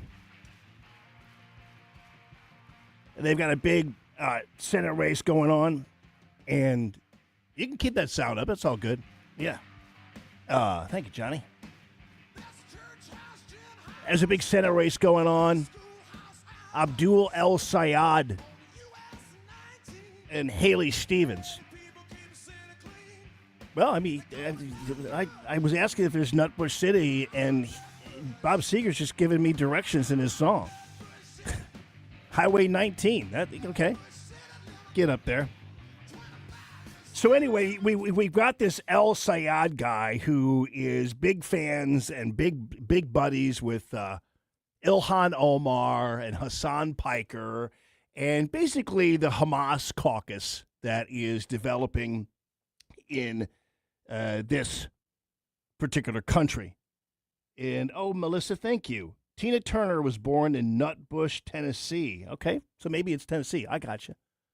So anyway, this is a whole budding crew. You know, we kind of started with some of the people on the squad and everything else. But the way the Islamist, anti-Semite, America-hating Muslims, and not all Muslims hate America, but that's these guys, the way they've decided they're going to take over the country and replace us is not by flying airplanes into buildings. It's by going through the electoral process. That's how they want to transform this country. And so Abdul El Sayad is running up in Michigan. There is a high level of Muslims, number of Muslims in Michigan. There are also a number of black people in Michigan as well. And it seems one black leader after another is deciding they're going to go with Haley Stevens. So this is a Farmington school board member, Angie Smith. Farmington is a suburb of Detroit. And this is what she says about Haley Stevens and why she's voting for her over Abdul El Sayad.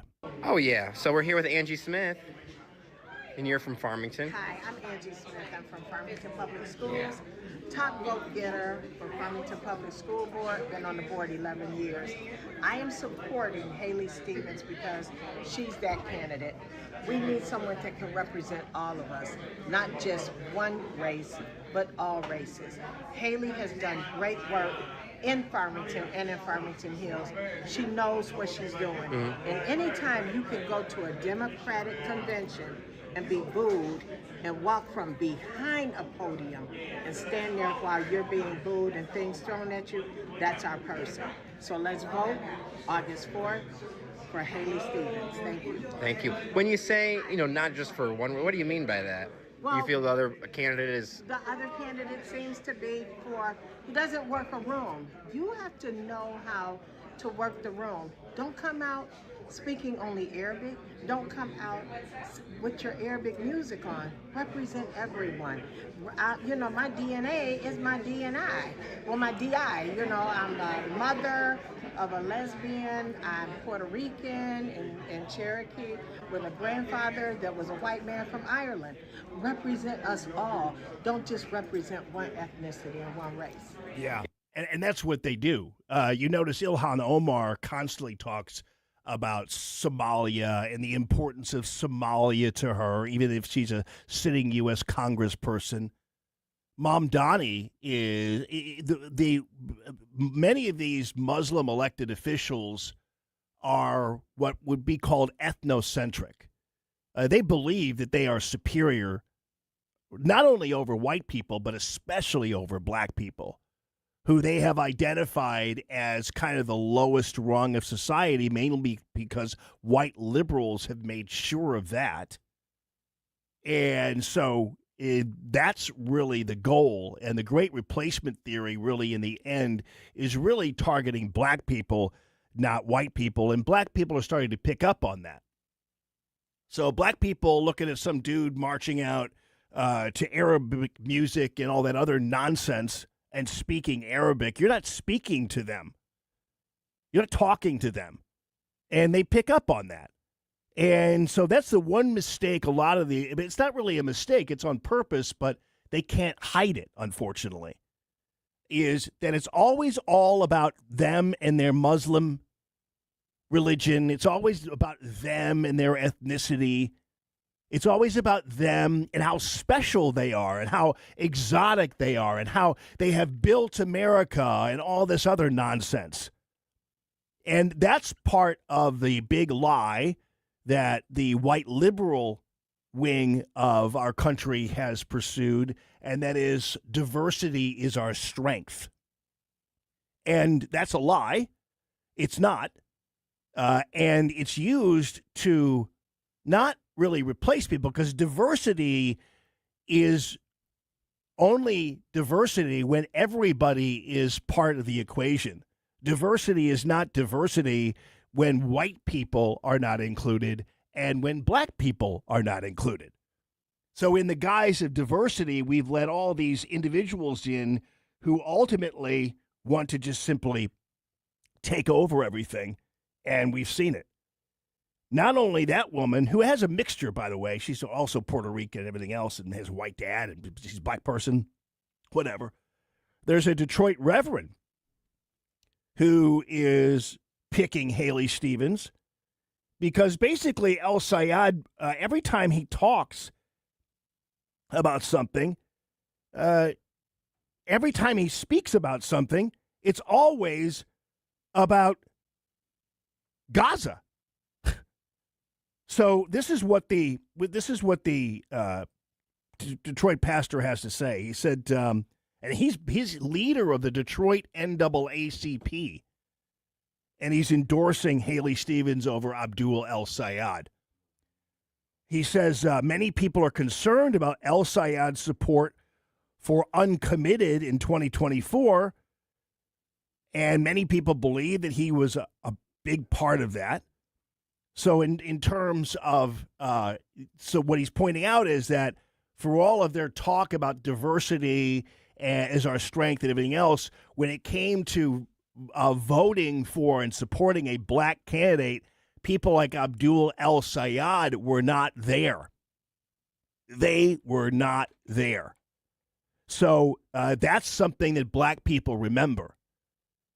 Many people believe that he was part of that. And then are you going to be more concerned about the West Bank than the west side of Detroit? And so that's really, in the end, he has misgivings about El Sayad, as he should. Here's another one. Larry Nix pulled into a cookout hosted by Abdul El Sayad's campaign on Sunday, rolled down his windows, and told the progressive Senate candidate he needed answers. Nix is a 63-year-old Army veteran, shares some of El Sayad's concerns with the direction of the country, and is furious at how high the war in Iran has driven up the price of gas and blah, blah, blah.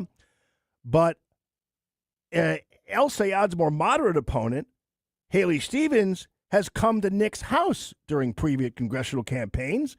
And so he's really, in the end, winning. She's winning people over, and Sayad is turning people off. And he believes that El Sayad has been disparaging towards women. And, El Sayad has been critical of Michelle Obama. He says, I'm a pro-Obama person, and you're dogging his wife? What the hell is going on? So these are all black people who are like, I'm not for these people. And so they're some of these Muslim candidates are showing their true colors in the end. And black people are starting to pay attention. I've maintained this all along. The great replacement theory is not about replacing white people. It's about replacing black people. This is Common Sense Radio. It's the Allman Report on News Talk STL. All the information I need on the drive to work. Mike Ferguson in the morning. We keep it on throughout the day, whether it's local, national, or something big that's happening overseas. News, analysis, and opinion. St. Louis is #1 for conservative talk. News Talk STL. Ladies and gentlemen, Grasser Home Services, my people, let me tell you something about Shane Grasser. Shane Grasser, who started the company, has been supporting the Allman brand of Common Sense Radio since 2005. So we're going on 20 years, 21 years, as a matter of fact, together. And then, of course, Josh Grasser, who is his son, well, when he was little, and he's not so little anymore, but he was a younger guy 20 years ago, right?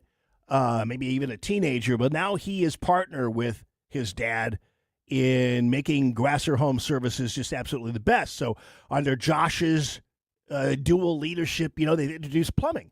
And so now not only do they have electricity, which is fantastic, help on anything, no job too big or too small for any electrical system challenge that you might have. It might be an outlet you want moved. It might be that flickering light in the bathroom that you can't stand anymore, whatever.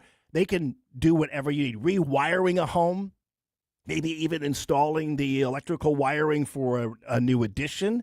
And they also help small businesses as well, big businesses. They take on all those kinds of commercial projects for you, electrical-wise. Sean is the electrician that usually comes over to the crib and helps me out with a bunch of stuff. Great guy. They get things done lickety-splickety. They identify the problem right away. It's never any problem for these guys. It's some of the stuff that would flummox a normal, average, everyday electrician. They're like, I got this. I've been around the block. Plumbing-wise, I had Jake over not too long ago. Jake was taking care of business with a couple of faulty toilets I had going. I don't know how to, and so they came over and took care of that. I know that Ken Earhart was just talking about the storms that we're going to have this weekend, and it always kind of reminds me of power outages and things like that. That does happen. Hopefully it won't be as bad, but it does happen. You guys remember, well, they have a backup generator product that is really very cool, and it also comes in a variety of colors, and the intent there is to have it kind of match your home, be more discreet. You're never going to kind of know it's there until your power is absolutely on. Grasser Home Services. Call Grasser.com. Call Grasser.com. Hey, Columbo here for Rockwood Charcoal. Rockwood is made from 100% pure Missouri oak and hickory, so you're cooking with the best and supporting local industry and a local business all at once. There's over 100 area Rockwood retailers. Find yours at rockwoodcharcoal.com.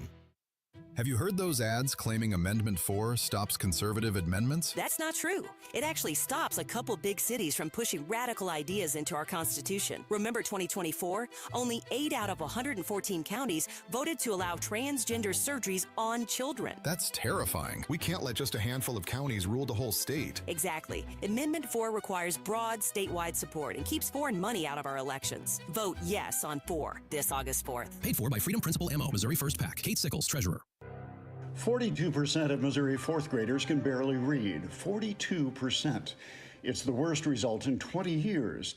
If kids can't read by third grade, they fall behind in school, and many never catch up. But other states have provided a roadmap for success. Missouri needs one universal reading test for all third graders and one clear statewide standard for what it means to pass that test. A struggling reader who still can't read after extra help and a second chance at the test should repeat third grade with some exemptions. We also need to end the outdated 3Qing method, which encourages guessing instead of reading, and require teachers to be trained in the science of reading. In Mississippi and Indiana, test scores jumped up dramatically after these reforms, and Missouri can do the same. Missouri children deserve to become confident, capable readers, and strong early literacy reforms can make it happen. The Show Me Minute has been brought to you by the Show Me Institute and Show Me Opportunity. On the next Larry Connors, USA. The story behind the story. This date in 1993, the Monarch levee broke, flooding Chesterfield Valley. Larry Connors, USA. Now, weeknights 6 until 8 on News Talk STL. The Allman Report, sponsored by Buckingham Pest Control and Insulation.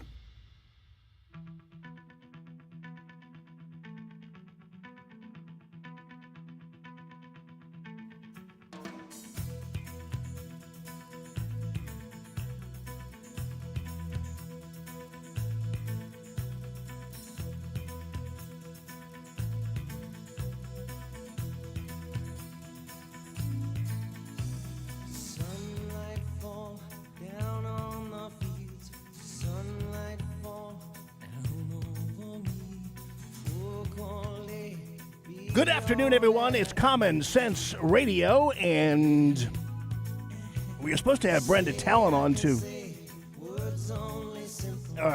answer some questions about Amendment 5, and I don't know where she got to from the Show Me Institute. All right, folks, I will tell you, this is frustrating. And again, I appreciate what Rand Paul did yesterday. Totally get it. And I think it wasn't just a show trial or anything like that.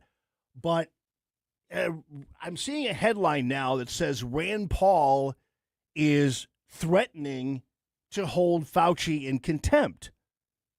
And I'm thinking to myself, why are you threatening to hold him in contempt?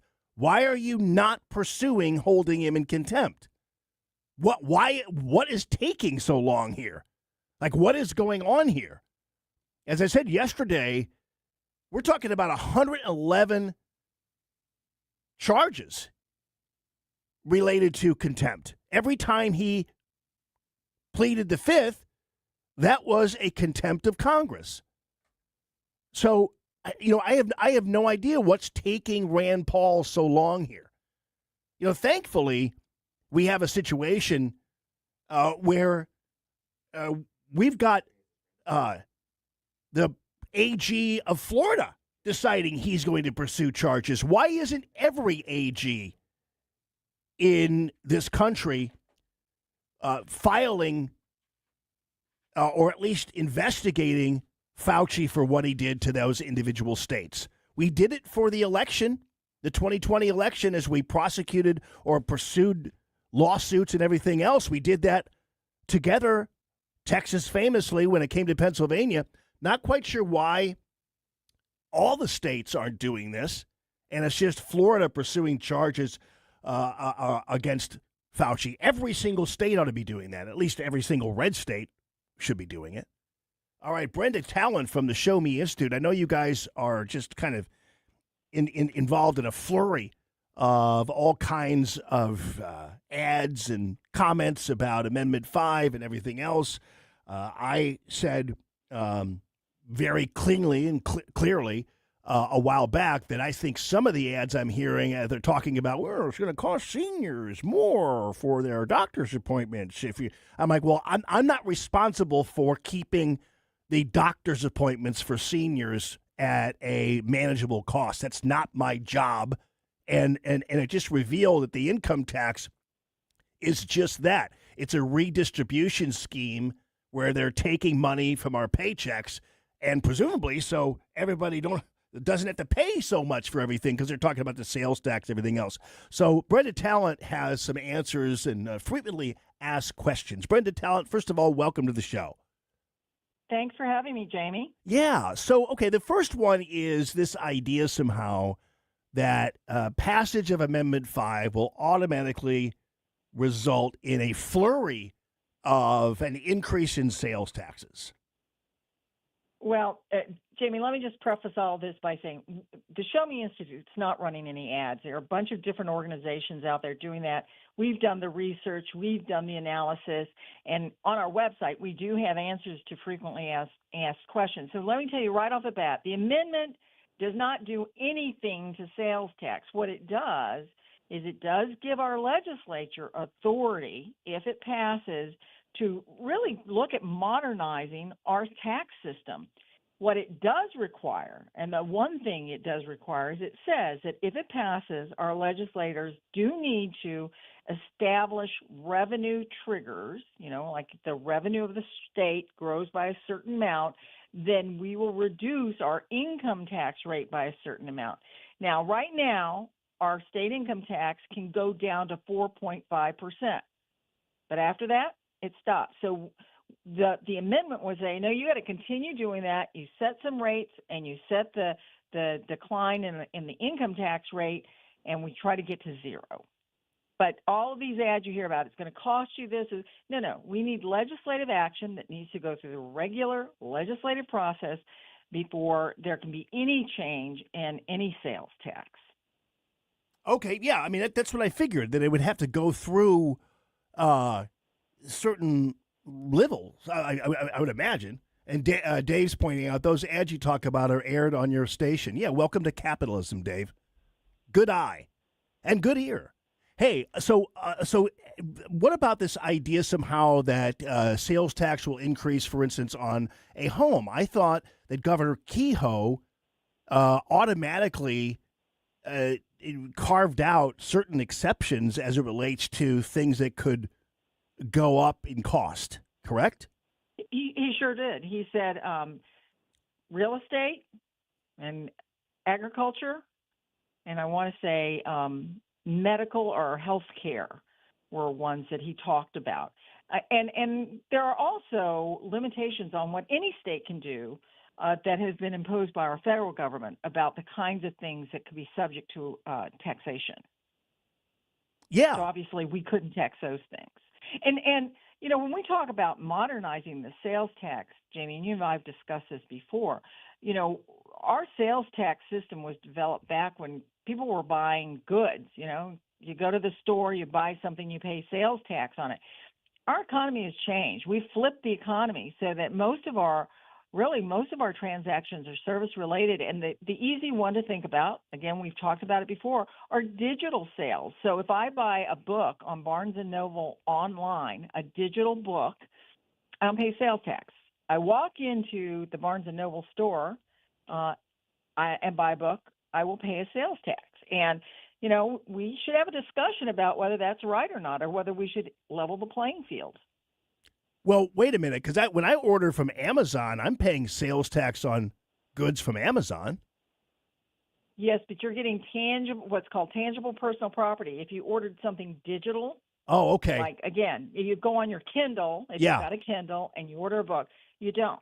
But you're right. If you order a book from Amazon, you're going to pay sales tax. It's the difference between how these things are delivered, and it's called a tangible personal property. You know, tangible meaning you can hold it in your hand. Well, you can't hold a digital product in your hand. Yeah, and one of the things I'm hearing mostly in the anti-no ads, for instance, is this talk about certain services are going to automatically increase in sales tax. But what happens is they're accidentally revealing that apparently the income tax which I thought was used for services and for roads and for infrastructure and heaven knows what, schools or what have you. Now suddenly I'm hearing from the No on 5 people that actually the state income tax is used to keep costs low for certain people in their consumer endeavors. And I'm like, well, that doesn't make any sense. And that's no reason for you to take money out of my paycheck so somebody doesn't have to pay more for whatever services they're using or something they're buying. There are a lot of scare tactics out there. I would say to people, we need to step back first and say, is an income tax a good thing to have? And the answer, based on data over years and years of research, is no. And why? It's real simple. It disincentivizes work. If you want to attract families and businesses, you do not want to discourage work. Because why? We're competing with other states that have lower income tax rates or no income tax than we do. So we are a state with basically a flat population. In fact, some would say we're in the demographic winter, so more people are leaving than coming into our state. And if that's the case, we need to begin competing with other states, which means we need to have a more attractive tax environment. And when I hear some of these people, you know, pulling out these numbers about, oh, you're going to pay sales tax, and they pick some odd number, I say, where did you get that number? That is not in the amendment. The amendment requires our legislators to do the heavy lift of really looking at what should be taxed, how should it be taxed, what would be equitable, what would be right. And by the way, I remind everyone, I do not see any elected official imposing taxes on seniors which are going to be not welcomed. And why? Because then they won't be reelected. And we all know what motivates our elected officials, right? So these scare tactics are exactly that. I really encourage your listeners to go to our website, showmeinstitute.org, and read the frequently asked questions about Amendment 5. It'll set forth for you exactly what that amendment is trying to do and why. Yeah, I mean, that's why, you know, people can bitch about the ads, but if you just have the brains and wherewithal to do your own research and go, for instance, to the Show Me Institute website, you actually can discern it all by yourself like an adult. And so, you know, as far as I'm concerned, that's a real service and should be. It's something we all do. And what you do is you get as much information out there, and then you be a grown-up and discern it all yourself and figure it out for yourself and listen to all varieties of opinions, whatever. But that's why it's really super important to have that frequently asked question up there. Love it. Brenda Talent, thank you. ShowMeInstitute.org is where you can find it. And I hope you have a wonderful weekend. I hope you do too. Take All care, right. Jamie. That is Brenda Talent with the Show Me Institute, and that's how it goes. So, ladies and gentlemen, thanks a lot for listening to the show and for listening to the Allman Report. I hope you have a wonderful rest of your day. Johnny, thank you so much, man. Appreciate you. And coming up, ladies and gentlemen, Tony Colombo and Company on the way. Here endeth the 3 Martini Lunch. Bill, you're an old politician. Yup, sure am. So you know the old-timers warned that someone trying to sell you a pig in a poke was a con man. Well, sure. Well, no offense, Tom, but your Politicians Amendment 5 is a pig in a poke, allowing politicians to raise our taxes without a vote of the people, and the Politicians Amendment 4 takes away our power to do anything about it. Well, let's look at what's really inside Forward 5. Oh, don't do that. 5 hits hardest seniors and those struggling financially with new taxes on services like doctor visits, in-home care, and rent. Sales taxes could more than triple. For up to 80% of Missourians, it's a tax hike. And Amendment 4 ends majority rule, allowing a minority of the most liberal statewide voters in one district to effectively end our power to stop corruption and out-of-control spending and taxing. Slick plan, huh? No, Tom. 4 and 5 are schemes that hurt citizens and transfer our power and our money to politicians and lobbyists. That's why I'm voting no on the Politicians Amendments 4 and 5, paid for by Missourians for Fair Governance. Looking for a great place to play golf and host your next event? Sugar Creek Golf Course in High Ridge is more than just exceptional golf. Our clubhouse is the perfect spot for private parties, family get-togethers, and unforgettable celebrations. Make your special day even better with our welcoming atmosphere and outstanding service. Visit sugarcreekgolfcourse.com for more information. That's Sugar Creek Golf Course.